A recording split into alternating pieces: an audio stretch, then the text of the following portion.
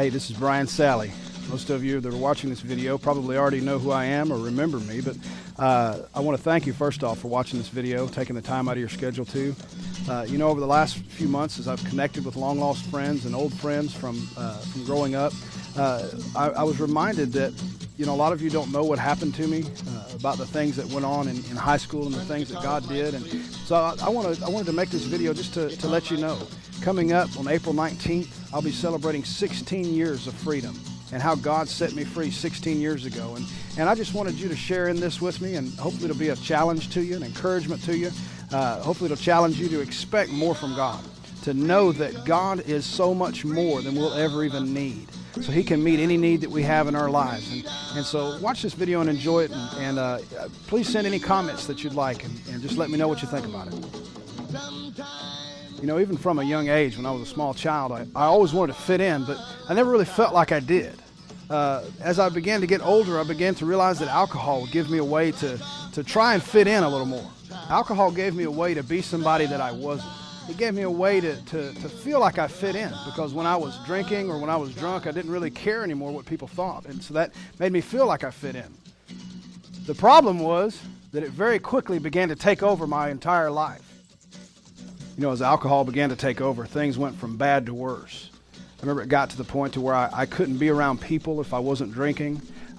My image was so low, I had lost so much of myself that I couldn't stand to be around people if I wasn't drinking or at least buzzed. And then it got to where I had to drink to go to sleep. But then finally, my darkest hour was a trip that we took to New Orleans. And on that trip, the sober moments that I had, if I would have had a gun, I would have shot myself. Long way from my home, Lord. Even in my darkest time, though, God was still moving on my behalf. I had people in my life praying for me and talking to me about the Lord. Most of you may remember two good friends of mine in high school, Corey Brown and Jeff Intrica. Both of them had started serving the Lord and were praying for me a lot, were talking to me about the Lord.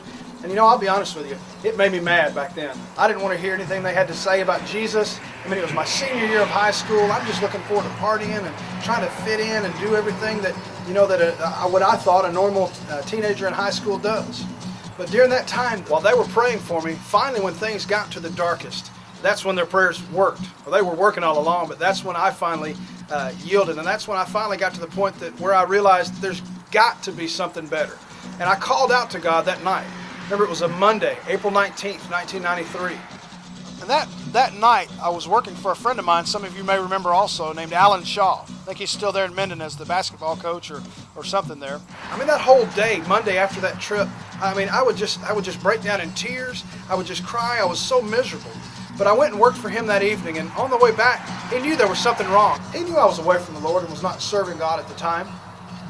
But on the way home, as he was dropping me off from work, he just asked me, "What's going on? What's wrong?" And I told him, that I was just tired. I was tired of running. So he prayed with me that night. He said, "Well, let's just pray about it." So we prayed, and I called out to the Lord at that time. I remember saying, "God, I don't know what I can do for you. I don't know what I have left. I don't feel like I have anything left to give you. But I said, whatever I've got is yours now, Lord." And I committed myself to the Lord as best that I could at the time. And so when Alan left, I went inside and called up my good friend Corey. And this will tell you how mean I was at the time. Corey thought I was playing a joke on him. When I called him to tell him that I had given my life to the Lord, that his prayers had been answered, he thought I was lying to him. He thought I was just making a big joke out of it. But finally, after a few minutes, I convinced him that I was telling the truth. But I remember telling him, I remember saying, something's just not right. It's just, something doesn't feel right. And while I was talking to Corey, it may have even been while I said that, I felt all of a sudden my body went stiff. Now this may sound a little strange to you, but when God touches you and does a miracle, it's a little different than what we're used to.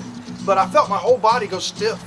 And I felt what I described it was like taking two pieces of paper that had been glued together and ripping them apart. I felt that all of that alcohol and all of that sin and all of that junk just being ripped out of my body. And the next thing I felt was greater than anything I'd felt before. I felt just like, I've described it as warm honey, just starting at the top of my head and going all through my body, all the way through my feet. It was just like filling all the cracks and all the things that all that alcohol and all that sin and all those things had left and had destroyed in me. it was going in and healing me and filling me up. I've never again had to have alcohol to be around people or to be in front of people or to do anything. I've never had to have alcohol to sleep. I've never had to have alcohol to do any of those things anymore. I called out to God and He reached down. He heard my cry and He reached down and healed me, delivered me from that, all of that sin and all of that addiction and all of that bondage. I called out to God and He answered back in a great and mighty way. You know, I went back to school that next day, Tuesday morning, but I never went back to normal.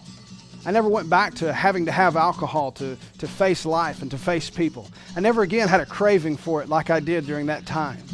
You know, I found out that 2 Corinthians 5:17 says, "He that is in Christ is a new creature. The new has come and the old has gone." I found out that on April 19th, 1993, I was made a new person. Never, never, never to be the same again. I find out that in John chapter 8, Jesus said, "Continue in the truth, and the truth will set you free." The rest of that passage goes on to say that he whom the Son sets free is free indeed. I was set free that day. And I want to encourage you, if there's anything in your life that has taken over, that has brought you to a dark place, I want to tell you personally that Jesus Christ will set you free. The same way He set me free, everything He did for me, He'll do for you. He not only set me free, He's given me such a wonderful life these last 16 years, even more than I could ever hope or imagine. So I want to challenge you today. I want to encourage you today to reach out for more of God. God's got more than we'll ever even could imagine asking for. He's so much bigger than anything we'll ever need. But just reach out to Him today. You know, if you need prayer for anything, I want to encourage you to contact me. You can email me at pastor@cornerstonelifechurch.org. You can send me a message on Facebook. You can follow me on Twitter. Whatever you need to do, but just get in touch with me, and I'd love to pray for you. Love to pray with you and hear what God's doing in your life. Thank you again so much for watching this video. Have a great day. Freedom, freedom, freedom, freedom, freedom.